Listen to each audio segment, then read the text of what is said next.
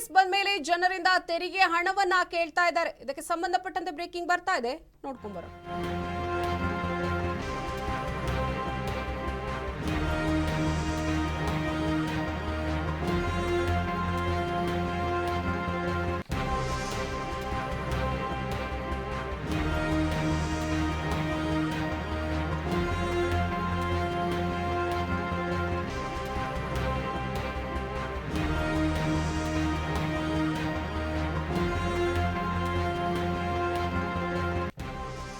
ಕಾಂಗ್ರೆಸ್ ಬಂದ ಮೇಲೆ ಜನರಿಂದ ತೆರಿಗೆ ಹಣವನ್ನ ಕೇಳ್ತಾ ಇದ್ದಾರೆ.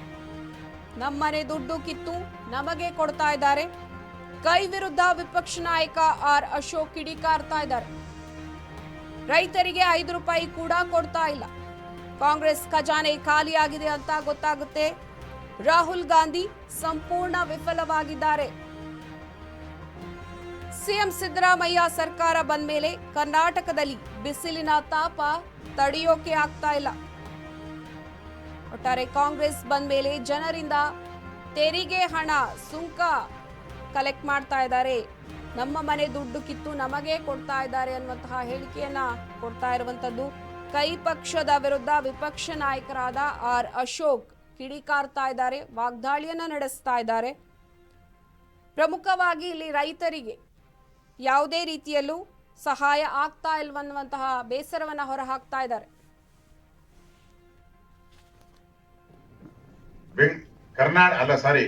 ಭಾರತದಿಂದ ಅವನಿಗೆ ಫೋನ್ ಮಾಡಿ ಈ ಹೇಳಿಕೆಯನ್ನ ಬದಲು ಮಾಡುವಂತ ಹೇಳಿದವರು ಯಾರು? ನೀವೇ ತಾನೇ ಕಾಂಗ್ರೆಸ್ ಅವರು. ಅಂದ್ರೆ ನಮ್ಮ ವಿತ್ತಾಜಿತವಾಗಿ ಬಂದಂತ ಆಸ್ತಿ ಮತ್ತೆ ನಾವು ಸರ್ಕಾರಕ್ಕೆ ಕೊಡಬೇಕು ಅಂತ ಹೇಳಿದ್ರೆ ಇದು ಕಾಂಗ್ರೆಸ್ಸಿನ ಎಡಬಿಡಂಗಿ ನೀತಿಯನ್ನ ತೋರಿಸ್ತದೆ. ಒಂದ್ ರೀತಿ ತೊಗಲಕ್ ಸರ್ಕಾರ ಇದು. ಯಾರು ಫೋನ್ ಮಾಡಿದವರು ಅವರು? ಭಾರತದಿಂದ ಅವನಿಗೆ ಫೋನ್ ಮಾಡಿ ಈ ಹೇಳಿಕೆಯನ್ನ ಬದಲು ಮಾಡುವಂತ ಹೇಳಿದವರು ಯಾರು? ನೀವೇ ತಾನೇ ಕಾಂಗ್ರೆಸ್ ಅವರು. ಅಂದ್ರೆ ನಮ್ಮ ವಿತ್ತಾಜಿತವಾಗಿ ಬಂದಂತ ಆಸ್ತಿ ಮತ್ತೆ ನಾವು ಸರ್ಕಾರಕ್ಕೆ ಕೊಡಬೇಕು ಅಂತ ಹೇಳಿದ್ರೆ ಇದು ಕಾಂಗ್ರೆಸ್ಸಿನ ಎಡಬಿಡಂಗಿ ನೀತಿಯನ್ನ ತೋರಿಸ್ತದೆ.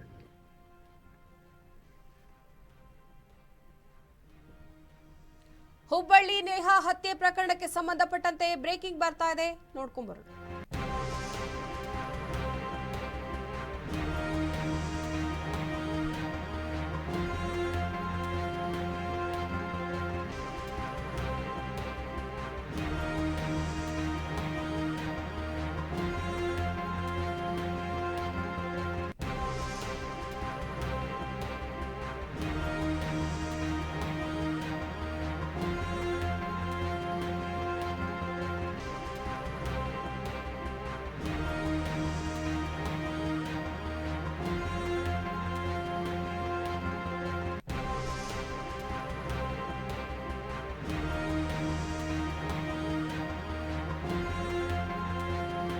ಹುಬ್ಬಳ್ಳಿ ನೇಹಾ ಹತ್ಯೆ ಪ್ರಕರಣ.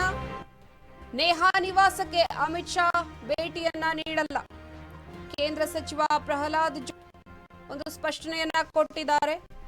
ಪೋಷಕರು ಇಷ್ಟಪಟ್ಟಲ್ಲಿ ಶಾರನ್ನ ಬೇತೇನೆ. ಇಂದು ಅಮಿತ್ ಶಾ ಹುಬ್ಬಳ್ಳಿಗೆ ಬರ್ತಾ ಇದ್ದಾರೆ. ನನ್ನ ಪರವಾಗಿ ಕೂಡ ಮಾಡಲಿದ್ದಾರೆ.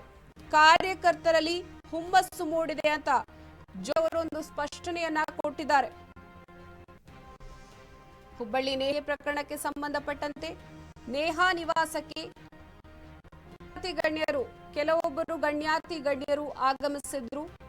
ಹಾಗೆಯೇ ಈ ಒಂದು ಚುನಾವಣಾ ಸಂದರ್ಭದಲ್ಲಿ ಅಮಿತ್ ಶಾ ಭೇಟಿಯನ್ನ ಕೊಡೋದಿಲ್ಲ ಅನ್ನುವಂತಹ ಸ್ಪಷ್ಟ ಕೇಂದ್ರ ಸಚಿವರಾದ ಪ್ರಹ್ಲಾದ್ ಜೋಶಿ ಬಹಳ ಸ್ಪಷ್ಟವಾಗಿ ಹೇಳಿದ್ದಾರೆ. ಪೋಷಕರು ಅಮಿತ್ ಶಾ ಅವರನ್ನ ಭೇಟಿ ಮಾಡಬೇಕು ಅಂತ ಒಂದು ಇಚ್ಛೆಯನ್ನ ತೋರಿಸಿದ್ರೆ ಭೇಟಿ ಪ್ರಯತ್ನವನ್ನ ಮಾಡ್ತೇನೆ ಅನ್ನುವಂತ ಮಾತನ್ನ ಹೇಳಿದ್ದಾರೆ.